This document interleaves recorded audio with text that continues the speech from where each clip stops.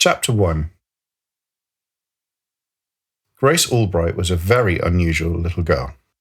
For all of her 11.5 years, she had always loved wisdom, who had always deeply loved her back, and it showed in the way she viewed life around her. Yet simply due to her inexperience of life, many things still completely puzzled her about why the world is like it is and what her role is to be within it as she grows up. So much of the way things are done on Earth seems so totally backward and illogical, even to her still very immature mind, that she decided to set about seeking answers to her many very good questions that even the adults around her struggled to find reasonable responses to. As she had grown up in a home of nominal believers in the ways of Jesus, she had a sort of childlike spiritual knowledge and awareness that only went so far because of the limitations from her parents' mediocre understanding of God and their subsequent shaky guidance towards her about the kingdom of Christ. Her grandfather, David Albright, had been a man of strong faith who, while he was still alive, had secretly changed many lives with spirit-led, well-timed words of graceful encouragement and exhortations to those who needed to hear it within his own sphere of working life existence. Yet his son, Thomas Albright, Grace's father, had always been overly concerned with the affairs of this life, especially since he married the love of his youth, Esther, and had choked out much of the spiritual knowledge and guidance passed down to him from his father in favor of the endless chase for money, and both supporting and providing for his beloved little family of 5, of whom Grace was the second youngest, despite him maintaining a firm but shallow belief in God. As perceptive as children are, Grace, who was always very intuitive, had noticed that her daddy wasn't really one for explaining deeply enough to satisfy her itching and awkward questions, rather always skirting the issue with answers like,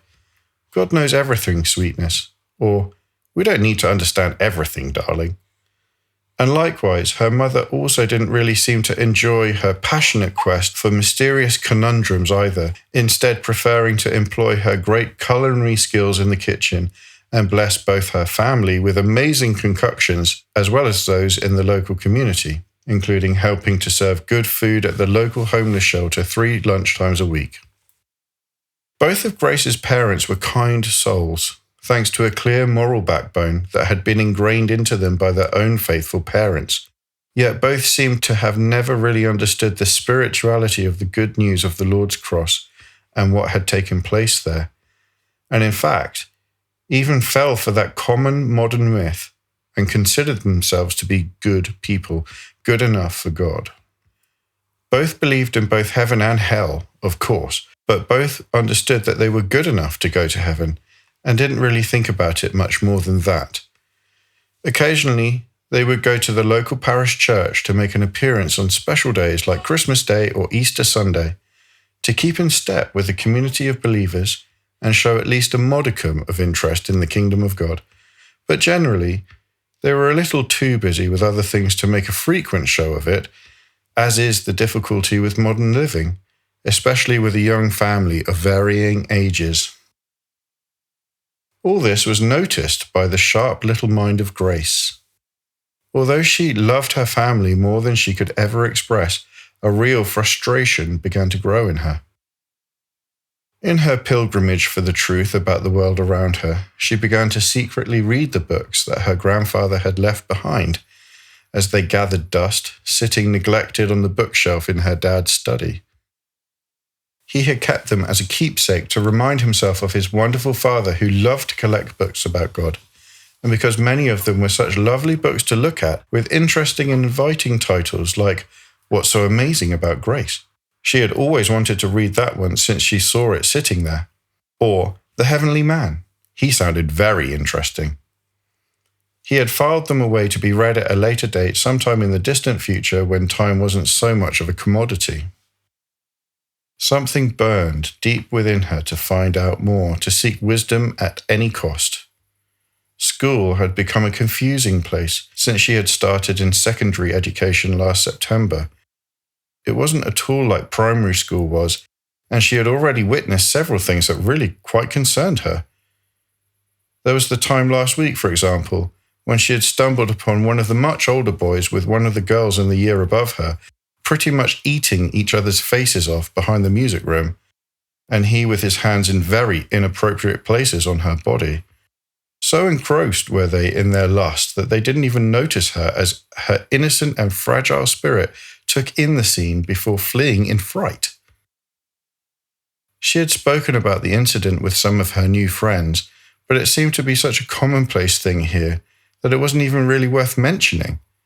And so she just had to let it go in spite of her quick but very sensitive mind replaying the scene over and over again, and even having a very odd and previously alien feeling within herself about it. It had stirred something deep within her, and although it felt kind of pleasantly unusual, she could tell that there was something luring her in to think about it more and more, getting her to experiment with thought and putting herself in the other girl's position, which embarrassed her as she tried to continually put it out of her mind. So many questions with so few real answers. It was all very concerning, for if there was one thing that she could discern about the world around her, it was that nothing seemed right. Everyone seemed to just be doing whatever was right in their own eyes, and yet it was a mystery to her as to why this wasn't sitting right with her. Like her family, she had also grown up with strong morals instilled into her very being. But this particular sense of righteousness came from somewhere else, much more hidden, from perhaps the utter depths of her soul and the inner knowing of her young, delicate heart. And it had caused such an anguish within her that she started for the first time in her life, to this extent, to verbally converse with God in this manner, especially over the past few days as she found it easier and easier to let go, and was also finding an unexpected but welcome comfort in doing so. She had once heard her dad talk about her grandfather David engaging in a practice called fasting. She didn't really know what it was at the time, and had asked, only to be met with the briefest response about it being an age-old practice for seeking the Lord by abstaining from food for a certain period of time. Needless to say, this didn't really satisfy her insatiable childlike curiosity, so imagine her delight when she, after perusing all the fascinating titles once more, saw on her grandfather's bookshelf a little book about fasting. As she sought her satisfaction for answers, she discovered that this was a spiritual practice that, as an act of humility and submission, led the person to seek God for revelation and guidance over any situation or for any person,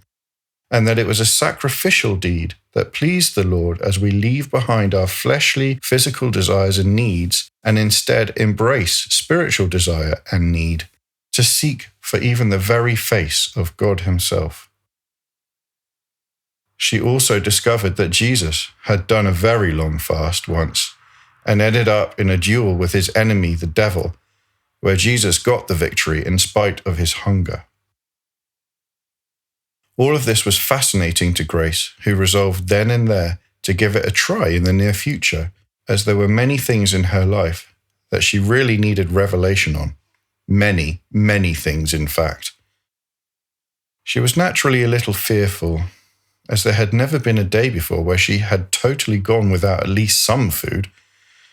But in another book she had read from that beautiful shelf, she discovered that many children her age, in other poorer, faraway countries, often go for days on end without any food at all, and it inspired her to at least try it out,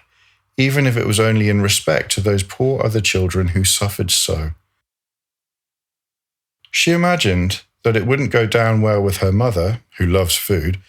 if she found out her plan, so she plotted to find a good time to do this, where she would also be free to converse with the Lord about her questions uninterrupted.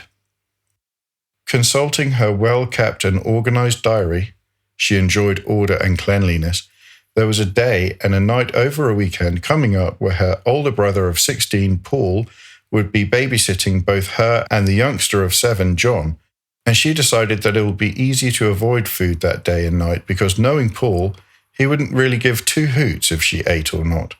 as long as she was good and no bother. The date was set then,